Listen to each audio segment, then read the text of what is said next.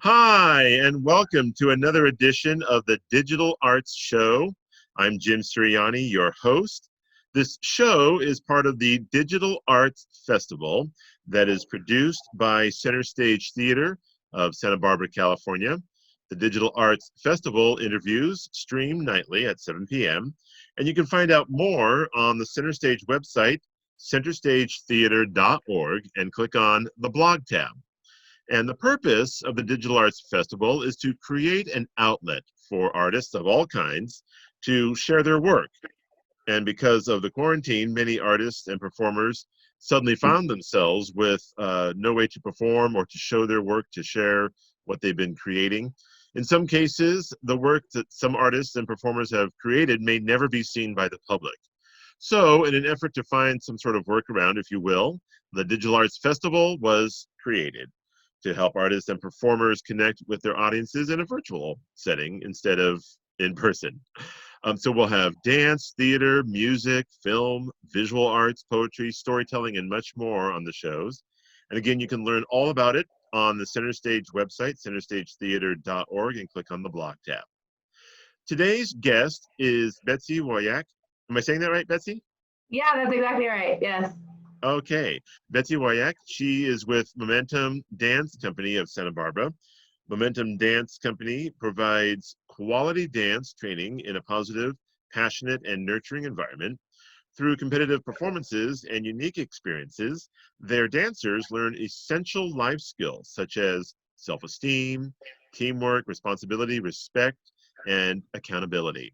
They strive to make the Momentum experience a memorable one that will help mold students by preparing them to be successful in their personal endeavors.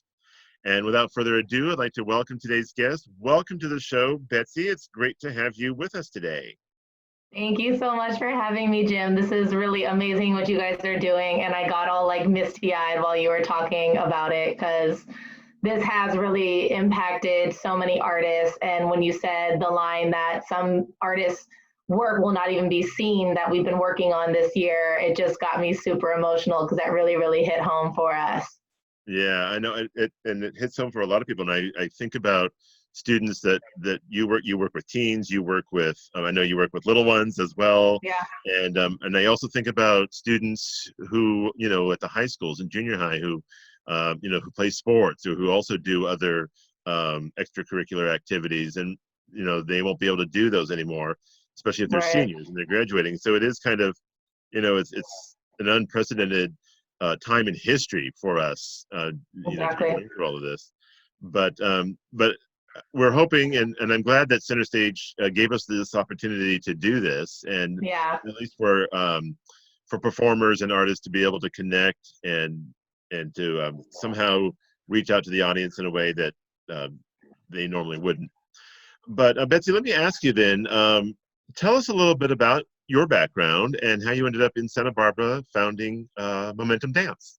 it is a very long, winding road. I am from Atlanta. If you want to say I'm from somewhere, I moved around forever as a child from Wisconsin, New Jersey, Canada, Atlanta, but kind of like found home base in Atlanta.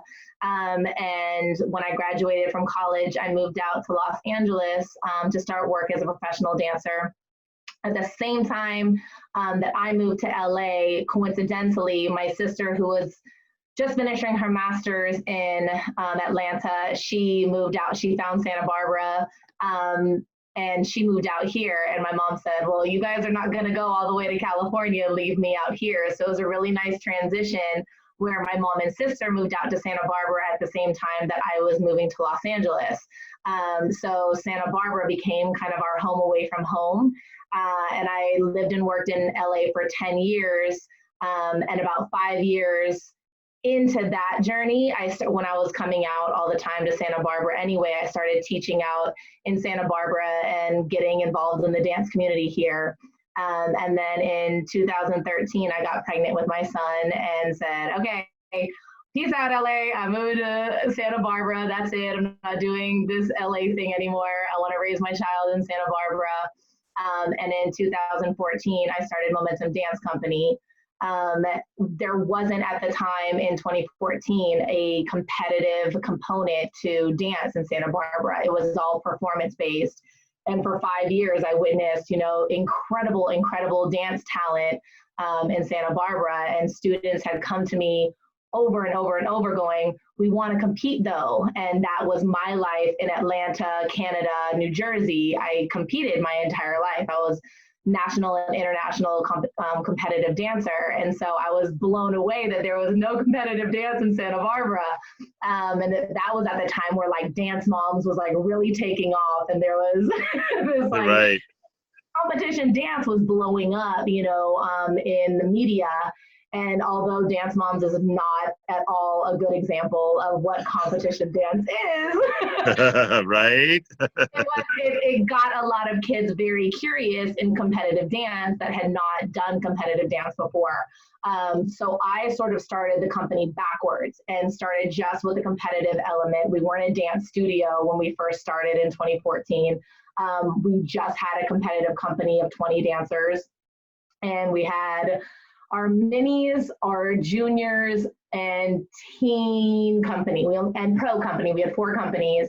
We had 21 dancers, and we started from that. And we set pieces and competed all over Southern California. And now 6 years later, we're a fully operating recreational program that offers 40 hours a week of dance for all ages and levels, as well as having the competitive company we have 32 on it this year. So it's been a really, really awesome journey, but I really did it backwards. Instead of doing the studio first and then a company, but somehow it was my journey and it worked out beautifully. And this season would be our 6th season, really was our largest company, just like, okay, this is going to be our season. So it's been really devastating to see the turn of it, because it was really going to be like our pinnacle. And I feel like this has helped us in some ways. It has been very, very, very hard for the company members. We usually do 5 competitions a year. And we got to do 1 competition in February, and all the rest of the competitions so far have been postponed to a later date. And at this point, we still don't even know if those postponed dates will happen. So I'm looking at a company of 32 kids that have been busting their little booties since August, learning and perfecting these dances to take to competition. And some of the companies didn't even get to perform in February. And it is great. And those competitions are being postponed. So to see all their hard work and them to not get the experience to go to the competitions, perform their dances, and again, just having these incredible dances that they were so proud of, that they worked so hard for, to just be like, all of a sudden, like there's a halt and there's so much unknown, has really been impactful for the company. Oh man, I know. See, that's so devastating to think about, what these kids go through, and having to go through that. I mean, go through all the, the practices, and, trying to perfect their techniques. And so I wanted to ask then, how are the students doing now that we're into this, a month or so? It must be hard for them not being able to all be together. How are they dealing with it? It's actually amazing to see how our students have handled it. We pivoted pretty quick. I'm very fortunate to be part of a dance community that, internationally, nationally, that really came together and went, okay, we are not shutting down our doors. We are not closing because of this. We can do this. And I have really amazing mentors that kind of helped guide us through. Here's what we're going to do, and we're going to open up our digital dance studio, and you can do this.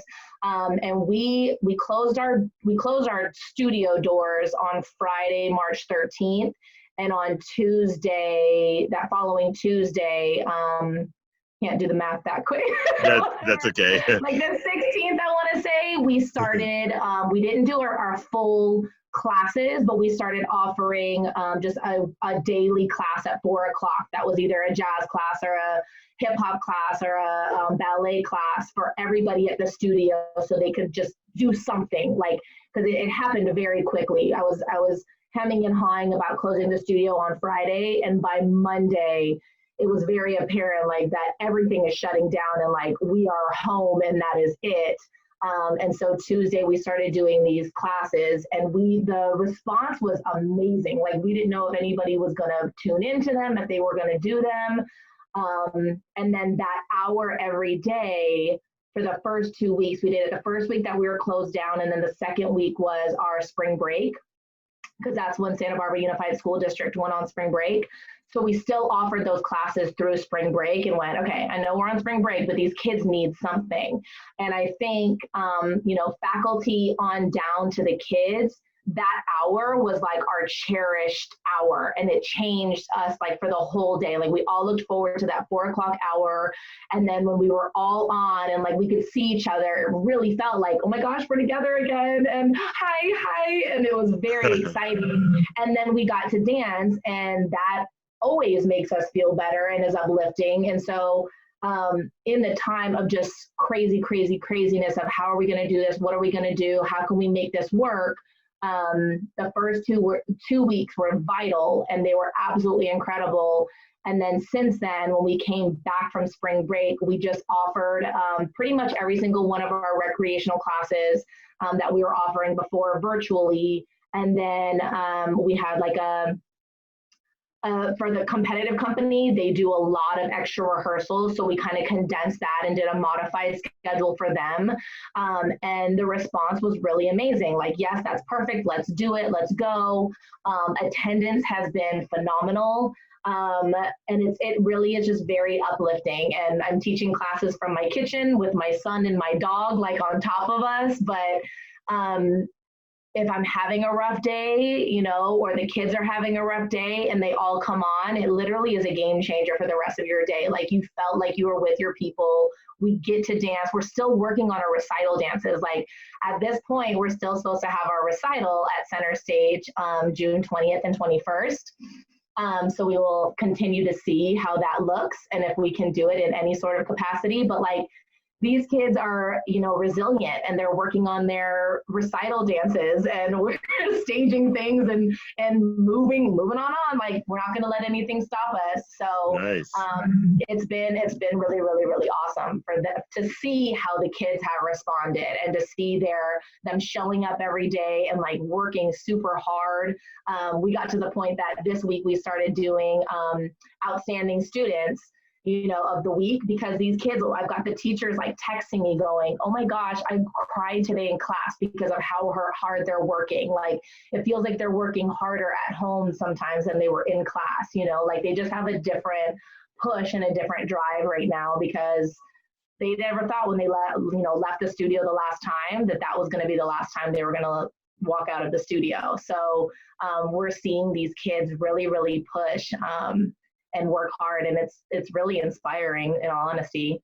That's great. That's wonderful to see that the kids are resilient. And in fact, one of the hashtags we're using for the Digital Arts Festival is hashtag Resilient Santa Barbara, because I love that. I didn't know that was a thing. Yeah, that's one of their like, we're coming, I'm just seeing our small little town, whether it's the dance studios or the everybody in the art community in Santa Barbara, or supporting the small businesses. Like, I'm so proud of us, like 805 strong, resilient Santa Barbara, like, let's go. It's been really amazing to see.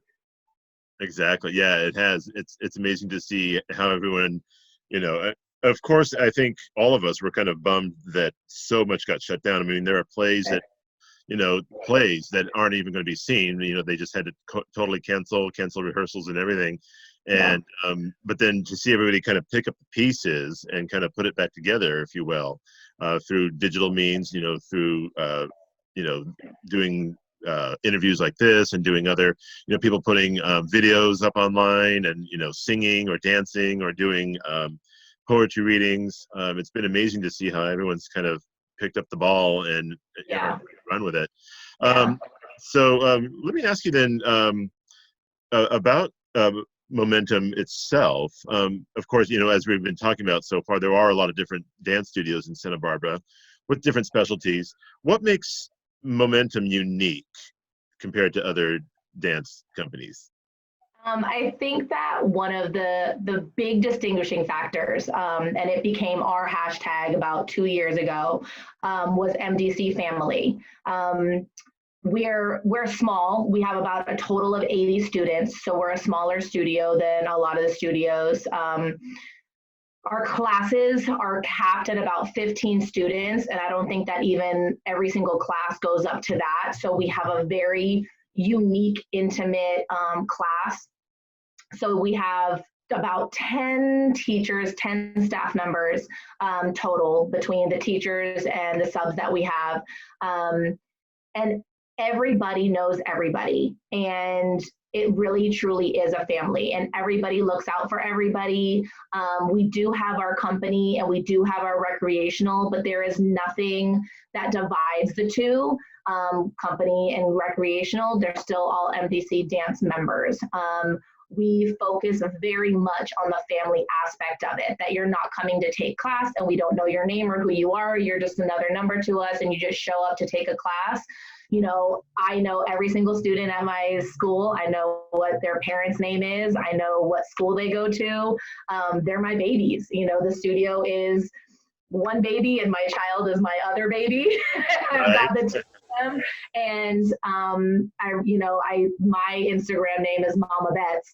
And I really am between the faculty and the students. They're all my babies. And when I talk about the studio, I talk about my babies. People go, wait, how many kids do you have? And I'm like, well, 80. But there really is that warm element of when you walk in, you are family and you are a name and you have a purpose with us, and everybody supports everybody in a really incredible way, from the teachers on down to the students to the parents. That I think has been my mission with the studio, is making sure that everybody that walks through our doors feels important. They feel like they're needed and they feel like they have a place that they're going to grow and they're not going to be overlooked. And there's only a couple in the dance studio world. You sometimes get favorites and you get the stars, especially at competitive studios, that who's the dancer that wins the most at competition. We're not like that. Everybody is everybody. We have our different companies and we have our different levels, but it doesn't matter if you're, a senior competitive dancer or you're a recreational dancer that takes one class a week. Like, you're all treated the same and everybody knows everybody, and it really is a family. It's not just a studio, it's a family. We do days at the beach, we do sleepovers, we do all kinds of family things together so that everybody does really feel that bond. And I think that my biggest goal was that kids never felt a distinction between, the competitive company being superior to recreational kids, and everybody felt the same, because that can happen at competitive studios too, where if you're a company member and you're taking 12 hours a week, that, well, I'm only a recreational child taking once, it doesn't matter. Everybody is important to us, and everybody's a part of the family. So I love that element about us, and I think it even is superior to what I grew up in my studio. I grew up at a studio that had 500 kids, and I loved it. I loved every single minute of it, but it's nice when you only have 80 kids and you can really give attention to every single student and their families, and what everybody, makes up that family is important. So I feel like that's really, really, really strong. And I get that from the parents too. Like, we really feel like we're a part of a family with you, because it is. Oh, that's It's great. my son and all my girls, and he always wants to go to the studio and see the girls, and all the girls know him, and it's a family there. So, and I think that's what's hurt everybody the most right now, is like, we can't be together and we can't be with our support systems and we can't be in our home all together. Like, I swear when this is lifted, we're going to have another sleepover. We have an annual sleepover in October. And I'm like, when we can all get together again, like we're locking ourselves into the studio all Oh my together, gosh. hooking each other up again. So, Oh, um, that'll be great when that day arrives and you're able to all get together again. That'll be yeah, so and give the fun. parents all a night off. Like, Yes. you guys all go have a night away from your kids, and I need to see them again. So, Oh, that'll be yeah, great when you guys can all get together again. I love that idea that it's a family type of environment. By the way, yeah, before I forget, I want to give out your website yeah, for those of you watching. If you want to learn more about Momentum, their website is momentumdancesb.com. yes. Again, that's momentumdancesb.com, and you can find out all about their classes and the competitions and everything that Momentum is doing. So speaking of the competitions, if under normal circumstances, when we're not in quarantine, can you tell us a little bit about the process of how the competitions come together, and then how do you choreograph the dances for the competitions? How does that normally work? So we've been, like I said, we've been going for about 6 years now. And so we've really, every year I tend to do different competitions and really see what works for our kids, what's a good fit for us, what feels comfortable, what doesn't feel overwhelming, but still feels challenging. I choose competitions so that the kids get a mix. We don't just go for the very hardest, most aggressive competitions, but we don't go just for the ones that we know that we can win, and it's going to be low enrollment, and we might be the best ones there and we'll just win everything. We kind of do this all season long, going super hard one that's going to get really good feedback but we might not do that good at, and then we do some of the easier ones, morale boosters, just super fun, not even worried about the judges critiques. It's more to perform and have a great time. So we do, for the competition season, we do about 5. We do 4 that are the regional competitions, and then we go to Vegas for the national competition. When we go to Vegas for the national competition, it's usually from everybody that's on the West Coast. That's like divided over, because there's always another national either in New York or Florida or somewhere East Coast. So we always do the West Coast nationals. The season starts for us. We always have our shout out to Center Stage. We always do our company concert in December, once the dances are done, to get the kids ready for competition and get like a little dress rehearsal before they have their actual first competition. And now the last 3 years, our season runs from February until July. So we have a competition pretty much every month: February, March, April, May. We do our recital in June, and then we have our nationals in July. We do our auditions in August, and then we start almost immediately Labor Day weekend, the following weekend after auditions, to start choreographing the dances. So they start learning them, whether it's in choreography camp that they go into for 3 to 4 to 5 days to learn their dances. And then we also have weekly a class that's their choreography class that they learn the dance in. So if they learned it in a choreography camp, then they'll go into the choreography class and clean it for the rest of the season. If they don't have a choreography camp, then they'll just learn their choreography in that weekly rehearsal every week. And so they're usually always done and ready to go by December for the company concert. It's like push and we get them done. And they're, costumed and looking great. And they get that first competition, like, okay, we're doing the dance in full costume, in full makeup. Like, here we go, dress rehearsal out of their system. So they get to do the tech, and then usually 2 shows at Center Stage. And then by the time they perform it for the first time at competition, they're like, this is cake, we've done it. So that was what happened to us for Showstopper, and they got to do it the first time. And we had a really amazing, performance. Like, all the dances did phenomenally at Showstopper. So it started the season really, really good this year. And it was like, okay, here we go. Like, we're going to kill it this season. And then this has happened. Thankfully, so far, our competitions for March, April, and May have not canceled. They've just rescheduled at this point for June, July, and then all the way into September. So we're crossing our fingers and hoping that we'll basically just get to use this season's dances next season. and it'll save people money, it'll save people time and energy. We're not going to lose these dances, and we can sprinkle in maybe a few more dances next year, but not do the whole shebang, like scrap these dances and start from scratch, because these girls were and boys, I've got a boy, Tristan, who are so excited about these dances for this season. So they're not going to want to just say bye to these dances and, call it a day. They're going to want to use these dances. So we'll see. Hopefully they do get to compete then in June and July, but everything, we take day by day and see what we're able to do. Right. So take us through the process, if you will, of how do you create a dance? How do you choreograph it? From the beginning of maybe coming up with the idea through the whole execution of it. Take us through that process for you.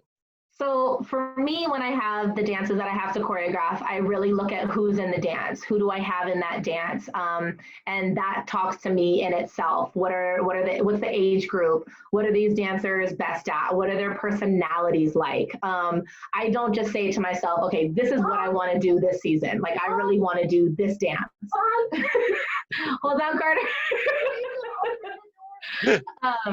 So I go through and say, okay, so like Junior Company, the dance that I want to share with you guys, is one of my favorite dances that I've done. And I went, okay, I've got this person that's good at this thing. I've got this person that excels at this thing. And I've got these different areas. Then I say, okay, this is their personality. What's going to fit with them? Okay, they're super high energy, or they're mellow, or they're super cute, or, what's going to go with their personality.